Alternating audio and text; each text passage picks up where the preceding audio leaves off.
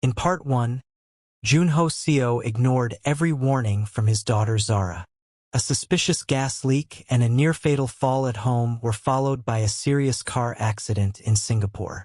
Despite Zara's desperate pleas, Joon-ho chose to believe Soo-Yeon's perfect performance of love. Now he is leaving for an even longer trip to Dubai, leaving Zara completely alone with the woman she knows wants her father dead. Predators always mistake silence for surrender. They see a young woman swallowing her tears, enduring cruelty with quiet dignity, and they think she has broken. Soo-Yeon was about to learn how dangerous a daughter's love can be. The mask stayed on longer than Zara expected. For the first week after Joon-ho left for Dubai, Soo-Yeon remained civil, distant, but not yet cruel. She still played the role of caring soon-to-be stepmother when Joon-ho called. But the moment the front door closed behind him, the warmth vanished like smoke. The controls began small and calculated. No friends allowed in the penthouse. Strict curfews. Every chore framed as helping maintain the home your father worked so hard for.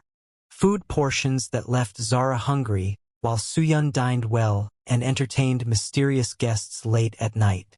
Subtle, cutting comments about how some girls don't understand Korean family expectations or filial duty. Zara endured it all in silence. But she was no longer passive. One evening, after Zara tried to call her father, Soo-Yeon accidentally spilled hot tea across Zara's phone. The screen died. When Zara asked to use the house phone, Soo-Yeon smiled sweetly and said, "Your father is very busy with this big deal. We shouldn't disturb him with unnecessary worries."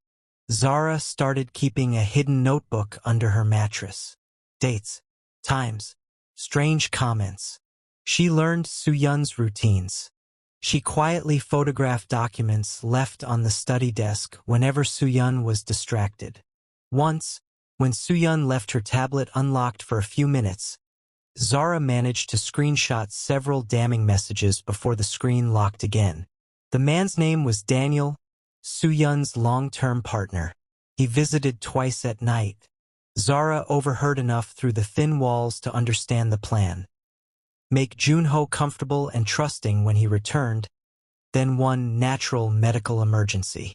A substance that would mimic a sudden heart issue. Legal papers already prepared. A lawyer on standby. She also heard the direct threat aimed at her.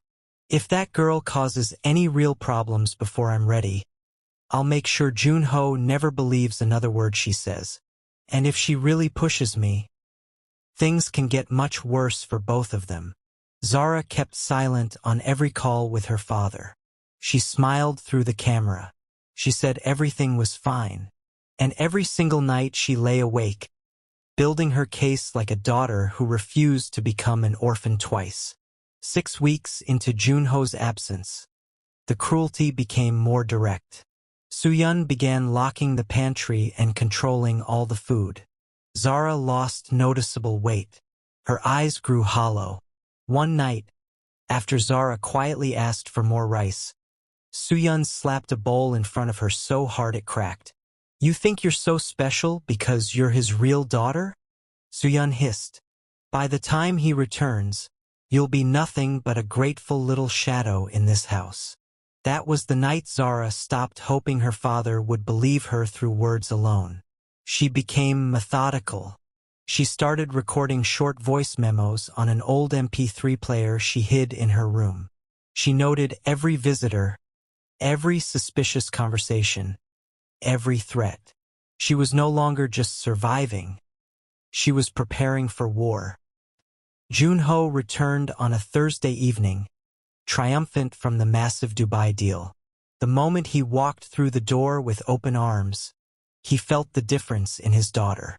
She was thinner. The light in her eyes had dimmed. He pulled back and searched her face. "Are you all right, Zara? I'm just glad you're home, Dad." Soo-Yeon had prepared a celebratory dinner, Joon-ho's favorite dishes beautifully arranged.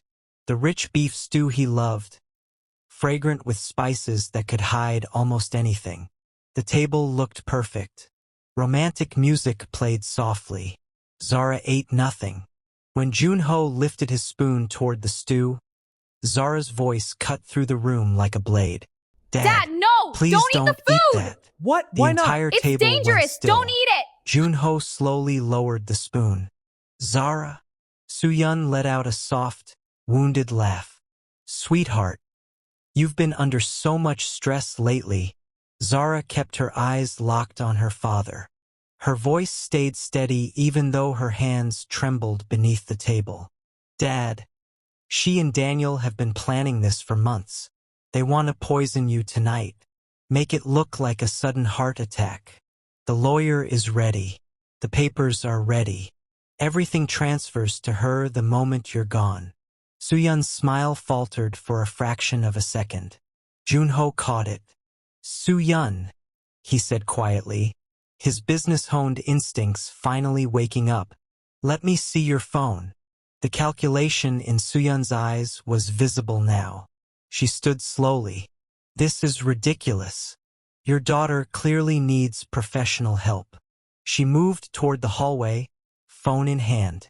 Joon-ho tapped his own phone.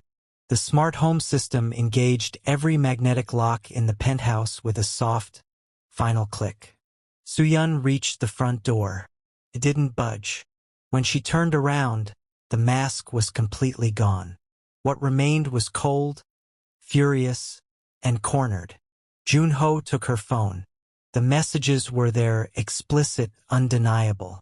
The substance, the dosage, the timeline, the plan. He read them once, then looked at the woman he had almost married with something deeper than anger. The devastating grief of total betrayal. The police Send the arrived police quickly. now. Daniel was arrested the same night. Soo-Yeon said nothing as they led her out in handcuffs. When the door finally closed, the penthouse fell into a silence it hadn't known since Gloria's death. Joon-ho turned to his daughter. He really saw her, the weight she had carried alone for months, the quiet strength while he refused to listen. He pulled her into his arms and wept. I'm sorry, Zara. I'm so sorry. I should have listened from the very first day. Zara held him tightly, tears falling freely for the first time in months. You're home. You're safe. That's what matters. Later that night, they sat together on the sofa.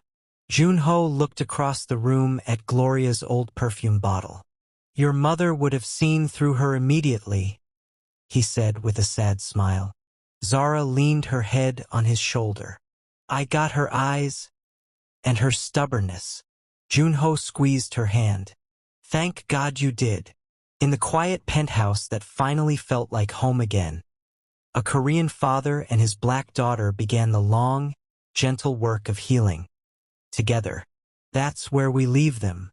A father saved by the daughter he almost lost. Now I want to hear from you. After such deep betrayal, should Joon-ho ever risk loving again? Or should he focus on the family he still has? Comment below. If this story hit you, like, share, and subscribe. More stories like this are coming.